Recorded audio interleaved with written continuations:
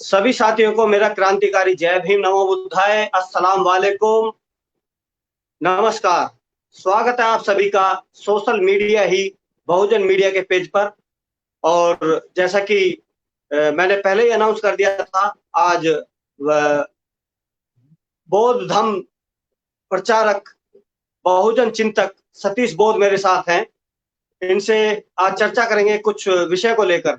जी, स्वागत है सतीश बौद्ध जी आपका सोशल मीडिया ही जी बहुजन मीडिया के पेज पर। जी, बहुत बहुत साधुवाद। जय भीम। जी सतीश जी, सबसे पहला सवाल आपसे मैं करना चाहूंगा। देश में इस टाइम जो सबसे गर्म मुद्दा है, वो मुद्दा है जी अयोध्या राम मंदिर को लेकर। जी वहां की खुदाई में जो अवशेष मिल रहे हैं वो बुद्धकालीन हैं। उस पर क्या विचार रखना जी। चाहेंगे और क्या राय है आपकी? सबसे पहले मैं धन्यवाद देना चाहूंगा सुशील बहुत जी, आपका और आपके चैनल का, कि आप जिस तरह से बड़े गंभीर मुद्दे को उठा रहे हैं। आप एक समाज हित में और राष्ट्र हित में जो कार्य कर रहे हैं, उसके लिए आप साधुवाद के पात्र हैं। और मैं तहे दिल से आपका जो है खैर मकदम करता हूँ, साधुवाद अदा करता हूँ। मुद्दा जो आपने उठाया बड़ा गंभीर है और चिंतन करने का विषय है। अगर हम थोड़ा बैकग्राउंड में जाएं, जब से राम मंदिर का मसला चल रहा है, तब से आप देखें खुदाई में कहीं ना कहीं किसी न किसी रूप में कभी ना कभी बुद्ध धम्म से संबंधित, भगवान बुद्ध से संबंधित, सम्राट अशोक की शिलालेखों से संबंधित या बुद्ध प्रतीक चिन्हों से संबंधित खुदाई में मूर्तियां निकलती रही हैं। और जब ये मूर्तियां निकल रही थी तो उन मूर्तियों को सर्वोच्च न्यायालय में जब मुकदमा चल रहा था, तो उसे हिंदुओं के मंदिरों की सभ्यता का हिस्सा मान करके, बता करके पेश किया गया, झूठ बोला गया, जनता को गुमराह किया गया। उसी दौरान एक याचिका भी आई थी सुप्रीम कोर्ट में कि भाई यहाँ केवल हिंदू और मुसलमान का मसला नहीं है, ये अयोध्या तो साकेत नगरी है। और अयोध्या की खुदाई में निकलने वाले जो अवशेष हैं वो बुद्ध से संबंध रखते हैं। ये पता था सर्वोच्च न्यायालय को, और सर्वोच्च न्यायालय की उन न्यायाधीशों को पता था कि ये सब हो रहा है। लेकिन उसके बावजूद भी भारत की न्यायपालिका ने न्याय नहीं किया।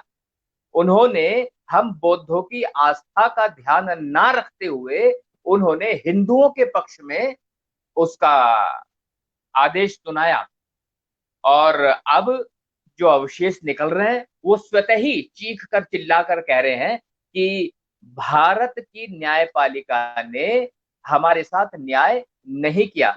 और आप देख लीजिएगा, केवल मैं तो यहां तक दावा करता हूं कि केवल अयोध्या ही नहीं, आप तिरुपति बालाजी जाएं और उस मूर्ति को जरा हटा के देखें, जो आवरण पहना रखे हैं वहां बुद्ध ही निकलेंगे। और मजे की बात यह है, मैं मथुरा कई बार गया हूं। मथुरा का डेम्पियर नगर में एक म्यूजियम है। उस म्यूजियम में जाकर देखिएगा कि उसमें साफ बहुत सारे मोन्यूमेंट रखे हुए हैं जो मथुरा की धरती की खुदाई में निकले हैं। मतलब ये हुआ, जब भी मथुरा की धरती की खुदाई की जाती है तो बुद्ध से संबंधित अवशेष प्राप्त होते हैं, लेकिन वहां भी इन्होंने कृष्ण को जमा दिया। तो मैं ये कहना चाह रहा हूं कि भारत में हजारों सालों से मनुवादी व्यवस्था जिस तरह से एक दबा के रखा गया, एक समाज को, एक धर्म को दबाने का काम किया है, वो कार्य बदस्तूर भारत के सर्वोच्च न्यायालय ने भी जारी रखा है। हम इसका पुरजोर विरोध करते हैं। जी सुशील जी। जी सर, यहाँ पे एक सवाल खड़ा होता है कि अगर हमारे घर पे कोई कब्जा कर ले तो हमें क्या करना चाहिए? सबसे पहले तो हमें कानून का ही सहारा लेना पड़ेगा। हमें, क्योंकि देख भारत की जो लोकतांत्रिक व्यवस्था है, लोकतांत्रिक व्यवस्था के तहत भारत का जो संविधान है, बाबा साहब द्वारा लिखा गया संविधान है, तो हमें सर्वोच्च न्यायालय में पुनर्विचार याचिका दायर करनी चाहिए। जो कि हमारे कई संगठन हैं जो इस तरह का कदम उठा रहे हैं। तो ये एक अच्छी खबर है कि जो है इस संबंध में पुनर्विचार याचिका डाली जा रही है। क्या हमें कानूनी कामयाबी मिल कानूनी पाएगी? लड़ाई को कानूनी ढंग से लड़ना चाहिए। जी। जी, क्या कामयाबी मिल जी पाएगी? सुशील जी, हाँ बहुत अच्छा सवाल है आपका। जिस तरह से पिछले 2014 के बाद से भारत के न्यायिक व्यवस्था की साख गिरी है, जिस तरह से न्यायिक व्यवस्था पे भरोसा कम हुआ है, उस बात को मद्देनजर रखें तो विश्वास थोड़ा कम होता है कि न्याय मिल जाएगा। लेकिन फिर भी हमें पूरा भारत के संविधान पे भरोसा है, इसलिए हमें पुनर्विचार याचिका डाल करके एक न्यायिक प्रक्रिया के माध्यम से इस मसले को सुलझाना चाहिए।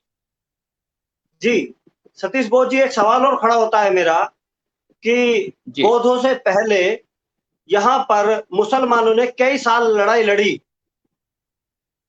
और वो भी कानूनी प्रक्रिया के तहत लड़ी। क्या उन्हें न्याय मिल पाया? जी हाँ, बहुत अच्छा सवाल है। मजे की बात यह है कि लड़ाई दो लोग लड़ रहे थे, एक तरफ हिंदू पक्ष था, दूसरी तरफ मुस्लिम पक्ष था। और मजे की बात यह है कि खुदाई में दोनों से संबंधित ही कोई भी अवशेष प्राप्त नहीं हुआ। ना तो मुसलमानों से संबंधित को अवशेष मिला, ना ही हिंदुओं से संबंधित कोई अवशेष मिला।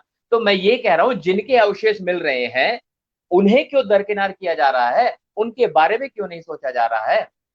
और अगर भारत के शोषित पीड़ित दबे कुचले वर्ग के सारे बुद्धिस्ट लोग अगर एकजुट हो जाएं, तो मुझे ऐसा लगता है कि हमें कामयाबी अवश्य मिलेगी। और अब मुझे तो ऐसा लग रहा है कि माहौल हमें बनाना पड़ेगा, हमें कानूनी लड़ाई भी जी, लड़नी पड़ेगी और हमें सड़क से लेकर संसद तक लड़ाई लड़नी पड़ेगी।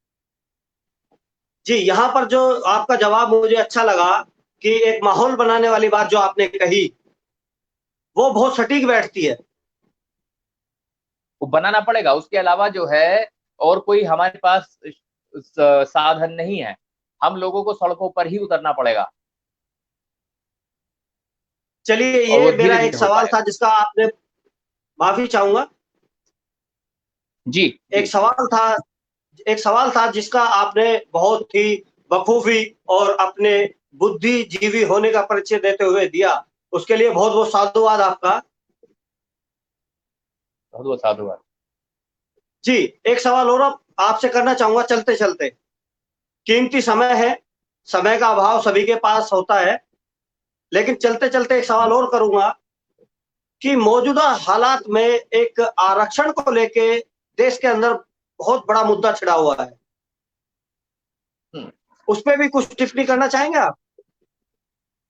बिल्कुल, आपने जो है बड़ा अच्छा सवाल किया है। इस संबंध में मैं जरूर बताना चाहूंगा कि वर्तमान जो न्यायपालिका है या वर्तमान जो सरकार है, इन दोनों में आपस में बड़ा अच्छा तालमेल है।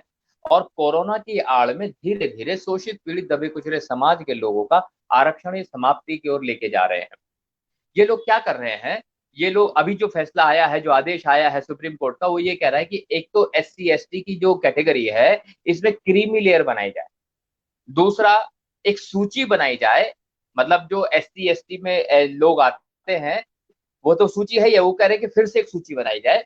और तीसरा पॉइंट वो ये कह रहे हैं कि ये निर्धारित किया जाए कि आरक्षण कब तक दिया जाएगा।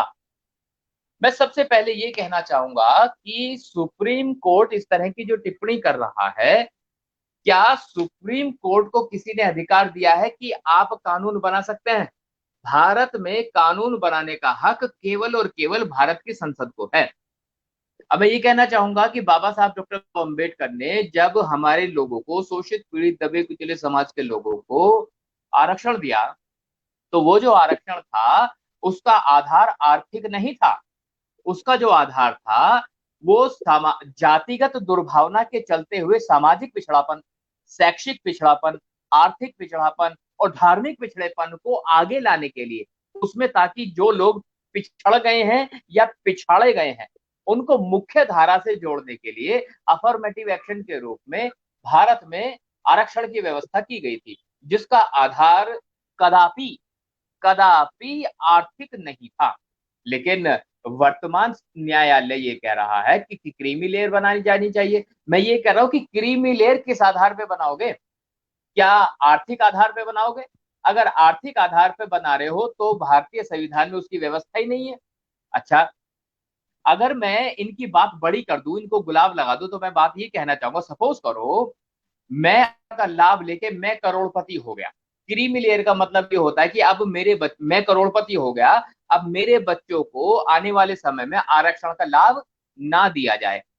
तो ये कहना चाह रहा है वो। तो मैं ये पूछ रहा हूं कि अगर मैं करोड़पति हो गया तो मेरे करोड़पति होने की वजह से, मेरे धनवान होने की वजह से क्या मेरे साथ जातिगत भेदभाव समाप्त हो गया है? क्या कोई मुझे जाति सूचक शब्दों का इस्तेमाल करके कभी भी बेइज्जत नहीं करता है? क्या बनिया बामन ठाकुर मेरे साथ रोटी बेटी करने को तैयार हैं? क्या हिंदू समाज में शोषित पीड़ित दबे कुचले समाज के लोगों को बराबरी का हक प्राप्त हो गया है?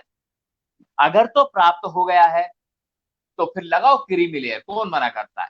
लेकिन अगर प्राप्त नहीं हुआ है तो क्रीमी लेयर आ ही नहीं सकता, क्योंकि आरक्षण का आधार आर्थिक है ही नहीं। आरक्षण का आधार सामाजिक, शैक्षिक, धार्मिक पिछड़ापन है, आर्थिक पिछड़ापन है। तो जातिगत दुर्भावना के तहत हुआ ना ये जो पिछड़ा गया, जाति के तहत हुआ, क्योंकि आरक्षण का आधार जाति है, आर्थिक नहीं है। तो मैं बिल्कुल भी सहमत नहीं हूं वर्तमान न्यायिक व्यवस्था से, जो कि धीरे धीरे पीछे से वार करके आरक्षण को समाप्त कर रहे हैं। केवल यही टिप्पणी नहीं है, ये तो अभी टिप्पणी हुई, उससे पहले इन्होंने एक और टिप्पणी करी थी।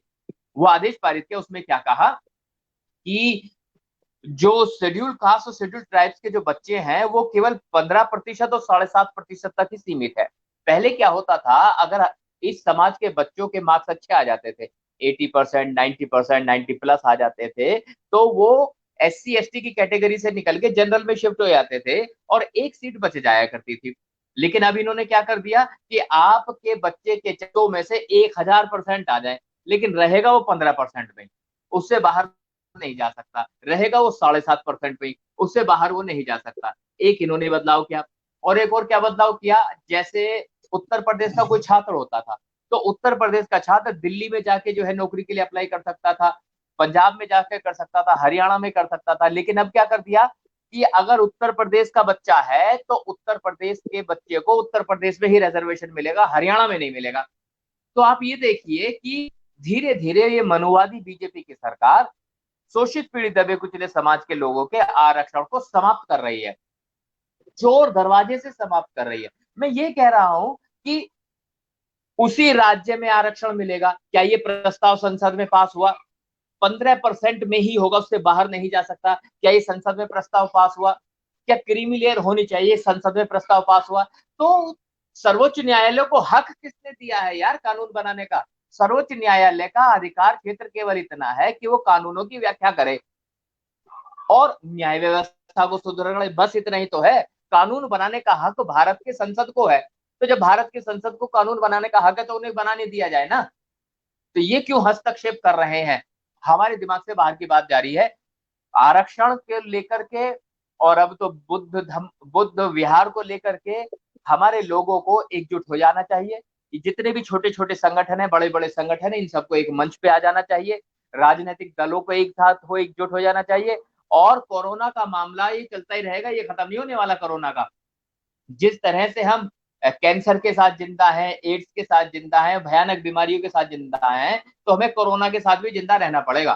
तो जैसे ही लॉकडाउन खत्म होता है या इसमें छूट मिलती है या रियायत मिलती है, तो मेरा निवेदन है आपके चैनल के माध्यम से भारत के कोने कोने में बैठे हुए अंबेडकरवादी विचारधारा को मानने वाले लोगों से, बुद्धवादी विचारधारा को मानने वाले लोगों से कि आप आए, एकजुट हो जाएं और इस वर्तमान मनुवादी सरकार को एहसास दिला दे कि हम अभी जिंदा हैं।